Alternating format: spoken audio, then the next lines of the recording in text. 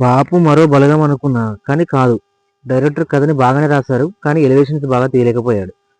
Okay, కథ ముందుకు వెళ్తుంది. ఒక మిడిల్ క్లాస్ ఫ్యామిలీ అప్పులు కట్టలేక పొలం అమ్మి కడదామని అనుకుంటాడు. వాళ్ళకి అదే సమయంలో ఒక బంగారు విగ్రహం రచ్చరై వాళ్ళ అమ్మ గంగవ తీసుకొని బావిలో పడేస్తే బలగం కుమరేకి దొరుకుతుంది. దీన్ని మనకు క్లైమాక్స్లో చూపెడతాడు డైరెక్టర్. కానీ బలగం కుమరయ్యకు మతిమరుపు ఉంటుంది. దానివల్ల అన్ని విషయాలు మర్చిపోతాడు. అయితే వీళ్ళు బ్రహ్మాజీ ఆమని అప్పులు కట్టలేక చచ్చిపోదాం అనుకుంటారు. కానీ బాపు చనిపోతే సర్కారు పైసలు రైతు బీమా వస్తుందని ఆశపడతారు. అది వాళ్ళకు ఒక దుర్బుద్ధి వస్తుంది.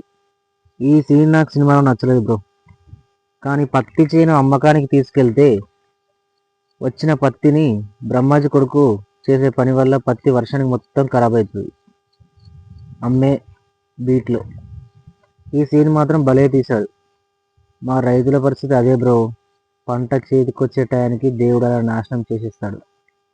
ఇదే సీన్ ఇలాగ కంటిన్యూషన్ వెళ్తే బాగుండు. బంగారు విగ్రహానికి లింక్ చేసేసరికి సినిమా సెకండ్ హాఫ్ మొత్తం పోయింది. లేకపోతే మరో బలగం 2 అయ్యేది. సినిమాలో 2 లవ్ స్టోరీలను చూపెడతాడు. ఒకటి బ్రహ్మాజీ కొడుకు లవ్ స్టోరీ, రెండవది తన కూతురు లవ్ స్టోరీ. కూతురి కోసం వాళ్ళ క్లాస్ లెక్చరర్ పెళ్లి చేసుకోకుండా అలాగే ఉండిపోతాడు. ఇది మన క్లైమాక్స్ సీన్లో చూపెడతాడు. కొడుకు చేసిన పని వల్ల ఊళ్ళో పరిగిపోతుంది వాళ్ళకు. ఎందుకంటే అది ఇద్దరు ఫ్రెండ్స్ కూర్చొని తాగే కాడ మా తాతని చంపేస్తామని చెప్పి చంపుతున్నాంరా అని చెప్పి డైలాగ్ చెప్తా ఉంటాడు. అది ఊరంతా తెలిసిపోతుంది. అదే విషయాన్ని బలగం కుమరయ్యకు తన బాయి పక్క పంటున్న ఒక ఆయన చెప్పడం వల్ల చాలా బాధపడతాడు. సరేలే నా కుటుంబమే కదా అని చెప్పి తనలో తాను కుమిలిపోతుంటాడు. వ్యవసాయం చేస్తూ అప్పులు కట్టే సీన్ సిచ్యువేషన్ అలాగే చూపెడితే బాగుంటుండే. వ్యవసాయం కాకుండా పొలం అమ్మకుండా ఇంకేమైనా పని చేస్తూ అప్పుల కోసం వాళ్ళు ఫ్యామిలీ మొత్తం ఏదో ఒక పని చేస్తూ చూపెడితే ఇంకా బాగుంటుండే. కొన్ని సీన్లు చూసినప్పుడు మాత్రం మేము తీసిన షార్ట్ ఫిలిం సేమ్ అనిపించింది. అరే మేము ఇలాగే తీసాం కదా అనిపించింది సీన్. కొన్ని సీన్లు అలానే వచ్చాయి.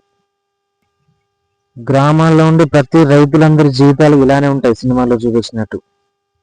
ఈ పంట మీద తీసుకొచ్చి ఇంకోసారి కడదాం, ఇంకో పంట మీద తీసుకొచ్చి ఇంకోసారి కడదాం అని చెప్పి అక్కడ ఇక్కడ అన్ని అప్పులు చేసే పరిస్థితే ఉంటుంది ప్రతి ఒక్కరి లైఫ్లో, ప్రతి ఒక్కరి ఇంట్లో, ప్రతి ఒక్కరి జీవితాల్లో. నిజం, గ్రామాలలో రైతులందరి పరిస్థితి అంతే. మాలాంటి రైతులు వ్యవసాయం చేస్తున్నప్పుడు పంట చేతికొచ్చే టయానికి దేవుడు అలా వర్షం వచ్చి నాశనం చేసేస్తాడు. అది ఎందుకో తెలియదు. నిజం, ఈ పంట కోసం అప్పు తీసుకొచ్చి ఈ పంట వేయగానే ఆ పంట రాదు, లాస్ అయిపోతుంది. నెక్స్ట్ పంట మీదనన్నా తీసుకొద్దామని అనుకుంటే మళ్ళీ డెవలప్ అయిపోతుంది. పరిస్థితి మొత్తం ఇలానే ఉంటుంది రైతులందరి పరిస్థితి.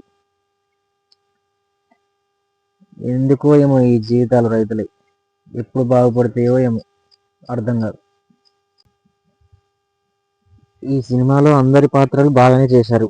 బ్రహ్మాజీ, ఆమని, బలగం కుమరయ్య, అవసరాల శ్రీనివాస్, ప్రతి ఒక్కరు బాగానే నటించారు. కథకి న్యాయం చేశారు. కాకపోతే కథని ఇంకొంచెం స్క్రీన్ ప్లే పరంగా కానీ స్టోరీ పరంగా కానీ ఇంకొంచెం డెవలప్ చేస్తే బాగుండేది. రచ్చరవి, గంగవ్వ వాళ్ళు కూడా చాలా బాగా చేశారు. ఓకే ఫ్రెండ్స్, ఈ మూవీ మీకు ఎలా అనిపించిందో కామెంట్ సెక్షన్లో కామెంట్ చేయండి. ఓకే, నెక్స్ట్ మళ్ళీ వీడియోలో ఒక మంచి వీడియోలో మళ్ళీ కలుద్దాం. బాయ్.